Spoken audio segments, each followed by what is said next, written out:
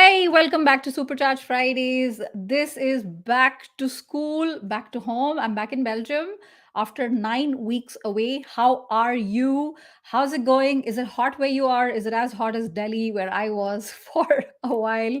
Let me know in the comments. We have such a juicy topic to talk about today. Before I get into that, couple of quick things. If this is your first time, welcome.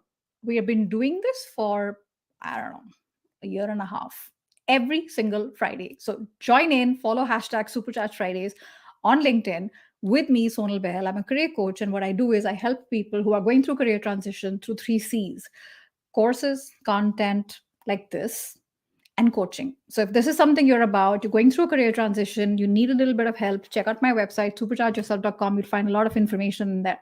So before we get started on the topic today, I'm guessing you're watching this on land. I know it sounds stupid. I'm guessing you're watching this on dry land. You're warm, you're safe, you are dry. Unfortunately, this is not the case for one of the neighboring countries in India, Pakistan. One third of Pakistan is underwater. Like, take that through your skull. One third of the country is underwater. It's in dire straits right now and needs help. I have a few Pakistani friends. I've seen a few resources. If there's something you want to do, give them some thoughts, give them some prayers. But sometimes, thoughts and prayers are not enough. They don't go far enough. And if you want to put your money where your mouth is and help them out financially, whatever the amount, it's not about the amount. Whatever you can give with your heart. Check out this website, Flood Relief 2022, the number, if you're not watching, but if you're listening, Flood Relief 2022 .punjab, punjab .gov pk is Pakistan. So please let's help each other out. One world, one love. Okay, listen, we are going to talk about value. How do we talk about ourselves, particularly when we get a little senior? We're like, everyone expects us to know how to pitch ourselves. How do we talk about ourselves without sounding desperate, without sounding cringy? I can't think of a better person to speak with about this than Arpad. Arpad is a headhunter who specializes in certain industries. We're going to talk about that. So let's get into it. Without further ado, let us talk about all about, like, articulating, knowing your value and your visibility and your brand right here on LinkedIn. Arpad, welcome to Supercharged Fridays. Thank you, Sonal. Thank you for the opportunity to come on the show. Of course, my pleasure, Arpad. So, this is the second time you've been with us. So, for anyone who missed out the first time, give us a little, like, quick 30-second intro about who Yeah, you are and what yeah. you do. So I'm an aviation lawyer by background. That's what I studied, and that's what I qualified to do. Practiced for about 3-4 years here in London. I'm based in the UK. And I've been in executive search, so senior level hiring for the past 8-9 years now. What I do is helping predominantly Europe or European based organizations expand internationally. In North America, we work a lot, Middle East, um, Africa, Latin America. So the nature of our work is quite global, international. And yeah, I come across a lot of mid to senior people who are struggling with this particular topic, so now in terms of what to say, how to say it, how to demonstrate their skill set and expertise, and how to really be seen and demonstrate their expertise, basically. So that I think it would be quite helpful to a lot of people to. I don't doubt it for a second. It's going to be super helpful.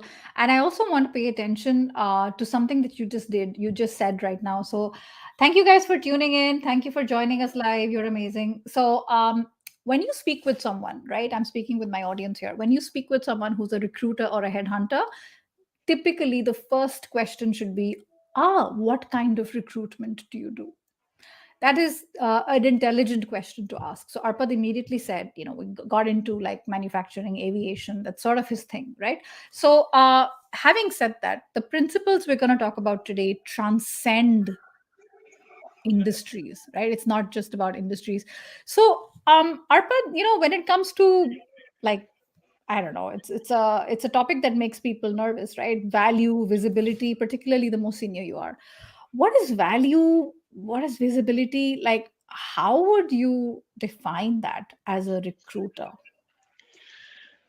What the terminology that is being thrown around left, right, and center is this brand, personal brand. Some people cringe by just um, hearing it. It's essentially your reputation, how you would like to be seen by the public, how you would like to, what sort of message would you like to show the outside world, what would you like your name to be associated with. So what are the sort of expertise, what are the sort of what is the added value that you bring, because ultimately this is what organizations, hiring managers, recruiters want to know. So it's not necessarily just your pitch, it's the broader brand story, proposition, strategy, value proposition, or your USP, unique selling point. I think it really takes time to develop this, Sonal. I think what is helpful is to sit down with a piece of paper and really just spend an hour, maybe even longer, to just get your thoughts together and really understand what is it that you offer to the market, basically. And then once you have that, then you can go back to the drawing board and start developing content, your pitch, your profile, your bio, your career stories, your social media profile, your CV, your resume, your personal website. Some people have executive bios, and also some others have a portfolio document. So there are so many ways to present yourself, but I think it starts with the what that precedes the how. That What would be my the take. what Yeah, the yeah, what that exactly. precedes the how, that's Exactly. really useful. And I think um, it's bigger than a pitch, right? We tend to Yeah. think of something like this: oh, it's a pitch, I get my 60-second elevator pitch crafted, and that's the end of it, I don't have to do anything else. It's maybe a small part of it, if that, right? It's not the be all and end all. Exactly. So 100%. And I there's a great question here, which Nimish, which we're going to be addressing. How do you showcase your value to senior managers without showcasing desperation? Because people can smell that, and that you want to grow vertically. So we're going to be talking about this, Arpad, because I'm guessing a lot of our principles apply transversely, Yeah. whether it's inside or outside an organization. Good afternoon, Risto, Lee, Varsha. How you guys doing? So let's talk about this, Arpad. What to say, how to say it, all of that. So let's start with what to say. Like, do I say my name? Do I say my designation? Like, what is the benefit I provide? Like, how do I structure it? Do you have a formula or something to help us with that? Yeah, I mean, let's start very at the beginning. I think this is quite important. This whole branding thing is quite important when you're trying to reinvent yourself professionally. You're a new phase in life. You want to be known for something different, for example. So if you're at a crossroads career transition, you really need to demonstrate your expertise and your credibility, and or you've been laid off and need to ensure that you're best positioned for your next move, or you want to move up in your company and you need to take control of your reputation. I think that's another situation when this whole branding thing or positioning yourself is really critical. You want to move into a different area in your company. You want to move from HR into finance or vice versa, or you're just starting your career and you haven't have a powerful resume or CV yet, so you need to find another way to stand out. So, or you're changing careers, as I said. Basically, that's one of the main reasons why people really have to think about this whole branding thing. First, you really need to see where you fit into the big picture. What do you do? Are you a finance professional? Are you a lawyer? Do you have any articles? Do you have any thought leadership pieces that you can really showcase on places like uh, LinkedIn? I would really utilize that one.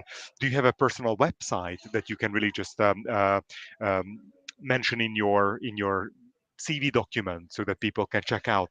I think it's also really helpful to have a portfolio document, whether it's podcasts, articles that you've written previously, any commentary that you've made on other people's work, anything that is really above and beyond your daily work, your day-to-day tasks and responsibilities, that can really stand you in good stead for a promotion, for example, or to get from one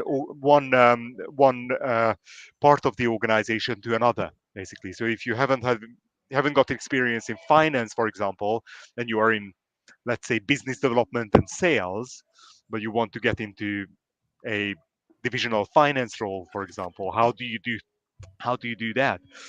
But really studying, learning, picking up a book, trying to really demonstrate that you are, although not a fully fledged finance professional, but you're already taking steps to get there.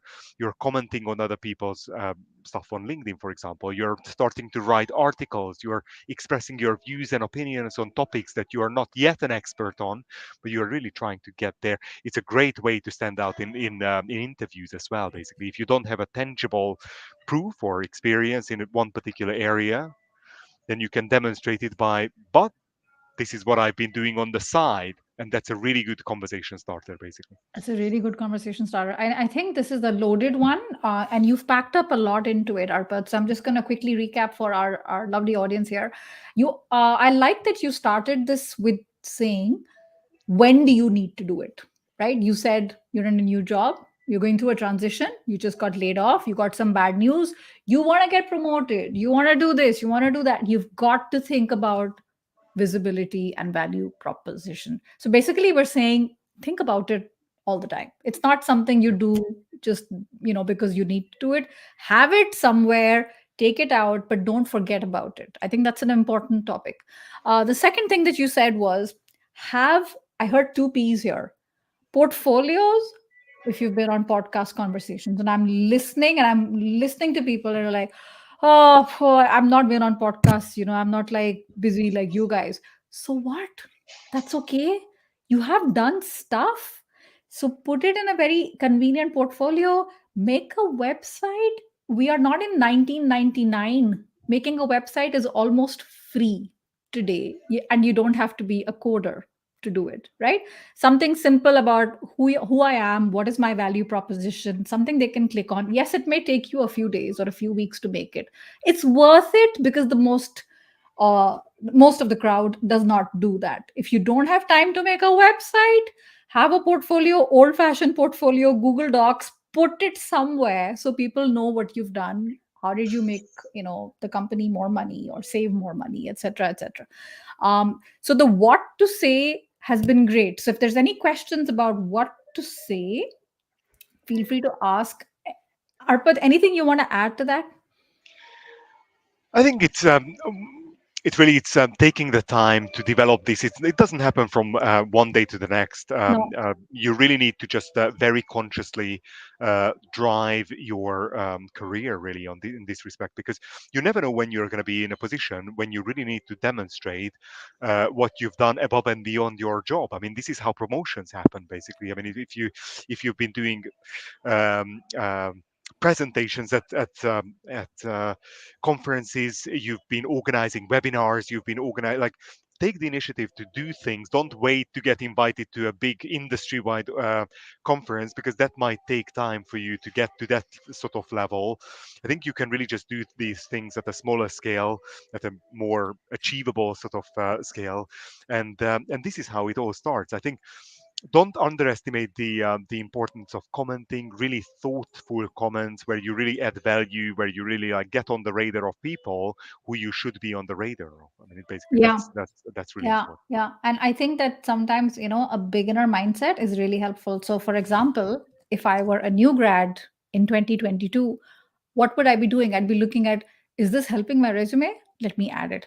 Well, that's not a bad way to think, even if you have 20 years or 25 years of experience. Is this something that's going to help my resume if I raise my hand and say, I want to be in charge of this project?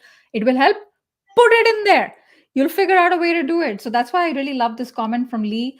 Provide evidence that you're engaging and learning. You have a community, maybe. If you don't have one, build one. Again, 2022, it's free to do that. I know it makes it sound easy. It's not easy, but we're not saying Rome was built in a day, right? So if you're in a design community, or if you're in an IT community, or you're in aviation, make a LinkedIn group. It's free. Make a Facebook group. Lead it. Have some thought leadership in there. Bring, if you don't have thought leadership, bring others who have thought leadership. So you are known as someone in that space. So I love that. Fantastic. So before we move on to the second part of things, which we said was, so the what to say, how to say, that's a tricky one, right? Your what can be perfect, and we got to ensure that your how is also perfect. Before we get into that, I see a very cool question here from Varsha. And Varsha says, this is a question that comes up a lot. Do I really need to be visible on LinkedIn if the offline, like not every, like this, Arpad, not every industry, not every leader is active on LinkedIn. Because how, does that mean I have to do this in order to reach decision makers, or is there another way around it? You don't have to. I mean, nothing is a must. I think in life, or most things are not. Um, it just makes it a little bit more difficult for people like myself to get an impression of you, really. I mean, that's basically before I pick up the phone to anyone, I do my due diligence. I probably have spoken to two or three people that might have known you. I mean, I've basically, might have soft referenced you. I've checked out your Facebook profile. I've checked out your Twitter account. I've checked out your LinkedIn account if you have one. And if you don't have one, all I would say to that is that it's immediately a red flag. Why? Because it's 2022. And if you're not on LinkedIn, then quite frankly, where are you really? I mean, it's not being visible, not having any kind of online presence is a bigger negative than it is anything else, really. So that would be my caution there. Just be very, very cautious about not having any kind of online footprint or digital footprint, because that for most headhunters, that's immediately a case for concern, really. 100% agree with you. And the other thing is, the deeper concern here is, Varsha, when we get this question, we need to ask these people, what is holding you back from LinkedIn? Oh, it's too much. I don't have time. There's deeper things there. So that's a separate conversation. It comes usually from a place of fear. Everyone else is ahead. I'm comparing, la la la la. So that's something we don't have time for today. But help the recruiter. Arpad, that's what you're saying. Yeah, Help yeah. them make their Yeah. job easier. They will thank you, and your future self will thank you as well. Exactly, because we will Right. not contact you about things that might not be relevant for you, basically. So if we see a full profile, if we see a semi-full profile as well, something that gives the reader a general understanding of who you are, where are you coming from, what might be relevant for you, then it just saves your time as well, because we're not Yeah. going to be bombarding you with things that are completely irrelevant. Yeah, Yeah, 100%. And if people are like, I honestly don't have time because the role I yeah, do is very offline, okay, fine. yeah, But if there's four candidates and Arpad is like, all four of them are really strong, but only one has a very complete and very up to date, very attractive, impressive LinkedIn profile. Forget content. Maybe nobody's producing content, right? We know it's less than 1% that make yeah, content on LinkedIn. But if that one person has taken the effort and made a really fantastic profile, Arpad's going to want to talk to him first. It's just the way it is. It's the yeah, nature of the beast, right? So, okay, makes exactly, sense. exactly. Um, Fantastic. So, yeah, Besarta, that's the question we're talking about today, right? Does the online offline thing get impacted? We can't speak for all recruiters, Arpad, but as someone who, you've been recruited for years and you work with many recruiters, what you're saying is it matters, a strong LinkedIn presence. Definitely. I think LinkedIn is one thing, but it's definitely not the end all and be all. What I'm seeing with a lot of people is that they are really trying to differentiate themselves in a lot of other different ways. Like some people create an introduction or a pitch that they can really just um, not rehearse to death, but it's something that you can really just practice, so that when you meet with someone at a conference, as a networking event, then you can just say to them in a really concise and compelling way, this is what I do, and this is how I can be of value to you, basically. So that's one thing. They write it down, and they quite often memorize it as well to a certain extent. um, Another thing that I see is a capability statement. Again, a really short, concise story about where are you coming from, where are you are today, what are the sort of key selling points that you have, and then pitch it to someone who you meet at an event, or to a work colleague who you don't really talk to on a regular basis. Another way of doing it is having a bio. A lot of people have a video bio these days, by the way, which can be really effective, like something between 30 seconds and 1.5 minutes, something again really short, which explains the individual, who are you and how are you relevant to them potentially. So that's really effective because it's interactive. It's more exciting than really just a CV or a resume. um, and really, a personal website can be really good and effective. That's where you can really list all the projects that you've been working on. I mean, artists, for example, they have a portfolio. You should really think about whether you're doing IT, whether you're doing finance, law, consulting, whatever it is, HR. You should really take maybe 1 or 2 minutes every day or every week to really just review what have I learned, what are the sort of projects that I'm most proud of, so that next time you are out in the job market, you don't really have to think that hard to come up with answers to those really difficult behavioral questions. Tell me about the time when you had to make a decision and you didn't have all the data points available to you. I mean, it's not something that you're going to come up with a snappy answer on the spot. You really need to plan this, and you really need to do the homework. And when is the best time to do the homework? When you don't need to do the homework, when you're gainfully employed somewhere, happy. 100%. 100%. This is so useful. I'm loving this. And I'm going to recap what you just said. Make a portfolio, think like an artist. That's what they do. You are an artist as well in your own way. I know it sounds cheesy, but think like an artist. You are an artist, and have all of that stuff, whether it's a portfolio, whether it's a website, whatever that looks like, right? So that's a really great point. And I see two very juicy comments here that I want to add because a couple of quick comments. Suman, you're absolutely right. It is your responsibility to have the right content on on your profile. You're like, oh, I didn't know. No, that doesn't work in 2022. And Adam, I love this. You don't necessarily need to be on LinkedIn, but you do need to be where your decision makers are in that industry. Where do they spend time? If that's LinkedIn, so be it. If it's Instagram, if it's Twitter, wherever it is, right? In today's world, saying, I want to boycott social media, I don't want to, okay, fine. There's 100 other people who are interested in that, and you'll be like, left behind a little bit. So that's a great point. And Risto says, according to this book, right, you don't have to be the first, but you have to be the first in the prospect's mind. That's where LinkedIn comes in handy if the prospect is hanging out on LinkedIn. All right, fantastic. So, Arpad, we talked about what to say, the how to say it, right? To some extent, I think I've repeated it. How to say it, like, help us with this. How do we take care of this one? So once you've got the what, and once you've got the how, I think the how to show it, how to demonstrate your value, how Yeah, to demonstrate your knowledge. I think there are so many ways that I'm seeing on a daily basis. Really, I mean, I've seen some really impressive things over the past few months. Some of those are really coming from executives who develop things like articles. They have their own blogs, so they really like, they say that although I'm not a fully fledged CFO, for example, chief financial officer, I would like to really get there.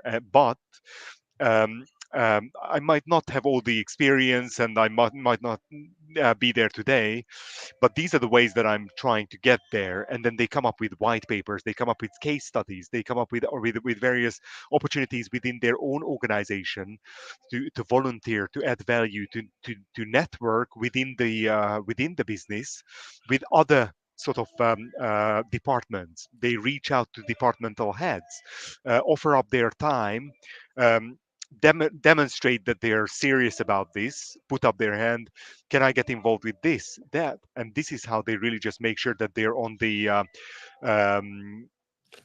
on the succession plan, for example, or on the way into that function, basically. So thought leadership, I mean, I'm not saying. I mean, books, are a big thing to do. I mean, it's not everyone has the bandwidth to do those.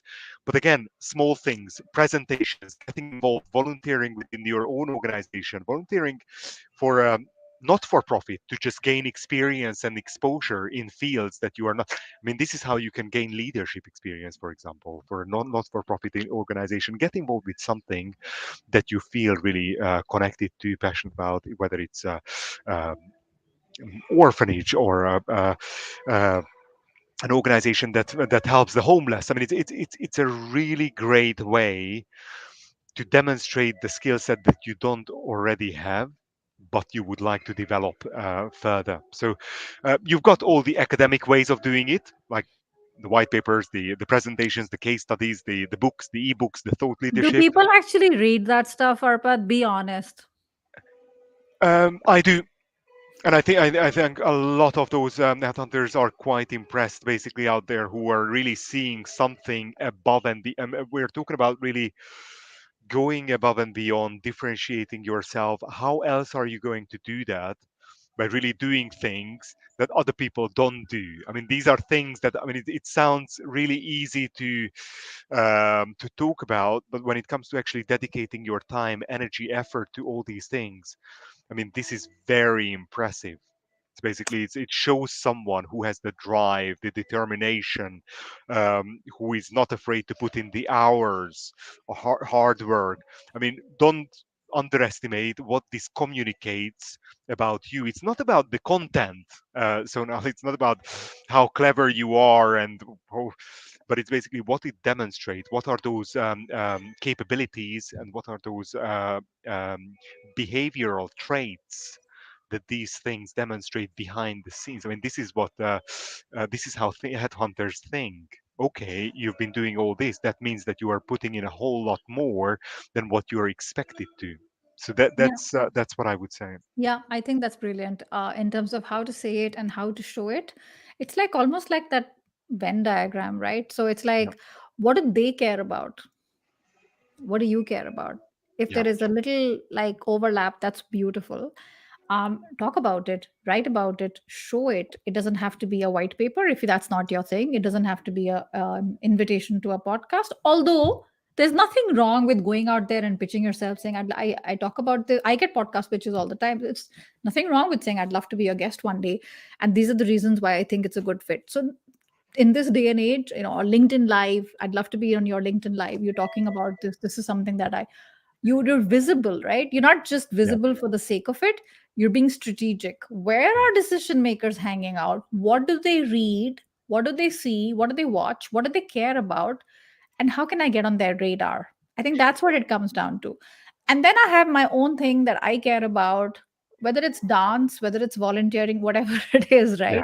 yeah, They're like, oh, it's an interesting fellow. This is an interesting girl. She's been doing this and this. Oh, we should go out for dinner sometime. Those are how conversations are happening. They're not happening by sitting in the shadows and waiting for results or waiting for someone to notice you, because you're going to be waiting for a really really long time, and we don't want you to wait. And how to be seen, right? Is there anything else you want to talk to us about here? yes. I think the how do you connect with others? How do you really again? How do you prove your worth? Just think about it. Sharing all this content that we are talking about, using the featured tab on Yeah. LinkedIn, things like that, it creates like an impression. It allows potential customers, it allows potential employers to test drive your approach before making a large commitment. So basically, just imagine you've had the interview, and then you can send them a couple of links to some of your least recent articles on a particular topic that you've discussed during the interview. So in-person networking events are coming back. I think it's basically Yeah. it's Yeah. you really need to make the effort. I mean, so now the problem is that people have become, I'm gonna say it, lazy over the past 2.5 years. I think it's much more difficult to meet people face to face, to come up to meet them for a coffee, to really just connect properly, because they It's a know little that if they, scary yeah, also, it is, Arpad. We're out of habit, out of practice for yeah, 2 weeks, for 2 years, and you're like, do I shake hand? Do I hug? What do I yeah. do? It's just the Yeah, initial bit is a little scary, but then we get over it. yeah. But don't underestimate the Yeah, importance of that, because you're never going to be able to make the same impression online as you would be able to in person, basically. So map out the industry events, whether it's the arts, whether it's the you're a doctor, an IT manager, an HR professional, whoever you are. There are so many events happening this year that if you would really try to attend those, you would not get any work done. So basically, you really need to just make sure that you attend the important ones, you make it's the more effort, you selective. spend the Yeah, money, you go there, you get on the airplane, you get on the ground, get out in the world. Because I mean, just thinking that everything is online, and basically everything is just virtual. No, people are connecting left, right, and center all around the world, basically, and even in Asia. And I think it's just so important to get yourself out there, get your logo out there, whether it's your corporate logo, your own personal logo, because that's how you build long-term relationships, basically. And all these things that we've been talking about, all the thought leadership, all the good stuff that you can create in the comfort of your home. I mean, the reason why you're doing it, I mean, you have only one reason, is to make human connections with others, basically, to get on the radar of people that are important for you, whether they are headhunters, recruiters, hiring managers, your next boss. This is the only reason why you're doing these things. And I think it's just you need to complement and get the balance right between yeah. in-person events and online events, basically. Yeah, So absolutely. Compliment with an E. yeah, yeah. So that's good. Hey, Sajid, he's talking about the movie The Intern. I love that movie with Robert De Niro. Yeah, it has some interesting tips and tricks for senior professionals, right? Particularly the retired segment. It's a different demographic. However, there are a lot of useful things in there where the person's like, I bring in certain sales skills. Let me see how I can help you. And he shows them, right? Rather than talk about it, he shows them. Um, and there's a question here. I think I'm going to take this last question and we're going to let you go, Arpad. Rajat says, I organize trainings during, my MBA. And how can I use this on LinkedIn from a leadership skill point of view? So before I ask you, Arpad, my point was I'm thinking I would add it somewhere either in my in my about section, in my profile, or I would even write a little post on what I learned by doing it, right? So Arpad, what are the other ways someone can leverage this on social media? In terms of like the leadership skills and all that that you learn in If a you yeah. organize trainings, during your MBA and their senior leadership trainings, and you're like, I learned some leadership skills when I did that.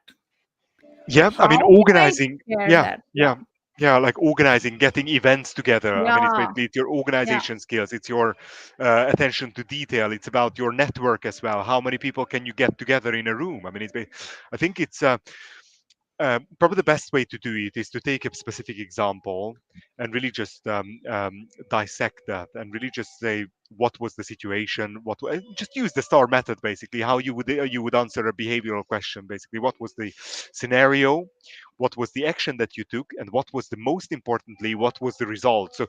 organizing events is great, but what was the outcome of those Yeah. events? Like, did you manage to get 15 leads? Did you manage to make 5 introductions which actually resulted in something? So you really need to make sure that you come up with 2 or 3 tangible impact that you've facilitated or um, uh, provided during those events, basically. And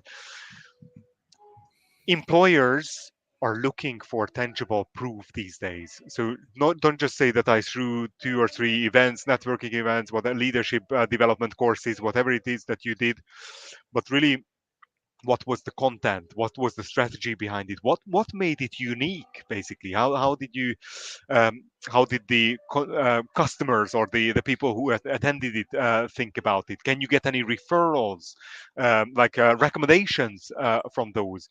Um, how did really it impact others? I think those are really the tangible proofs that you Huge, should really huge just answer. yeah, Rajat, go and watch the replay because Arpad mentioned this in a lot more detail. And for anyone else as well, I hope it's getting your juices, flowing and thinking about what you can do if you've done something. How do you milk that baby yeah, maximum?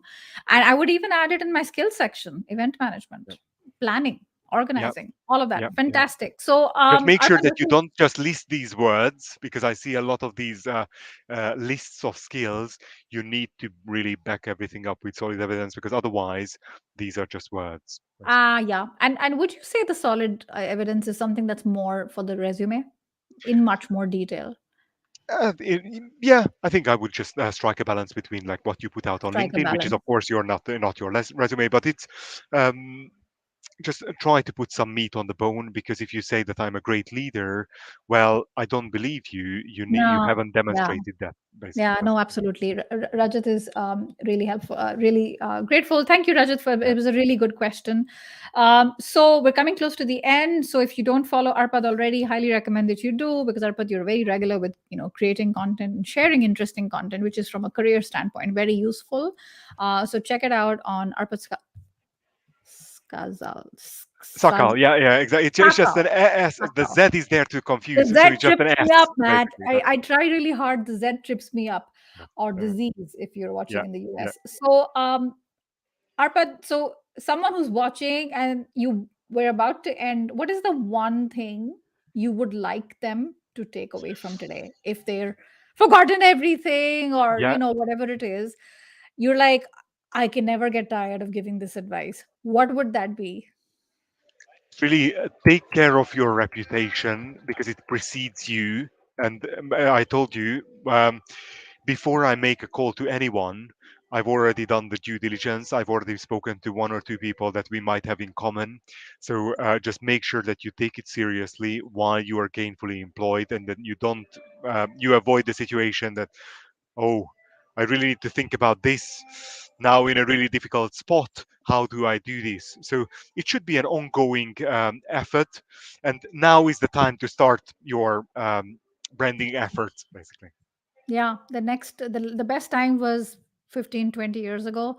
The Yeah, next best time is today. exactly, exactly, And the exactly. best time is when you don't need it, right? Yeah, Build your well before you're thirsty. So yeah, fantastic. And Adam's yeah. talking about moving the dial, moving the needle when it comes to outcomes. So that's really important. Thank you. Fantastic. So Arpad, I want to say a big thank you for being with us today. This was so helpful, and I'm sure we can dive even deeper. But given the constraints of time, everyone, it's a Friday, we've got things to do.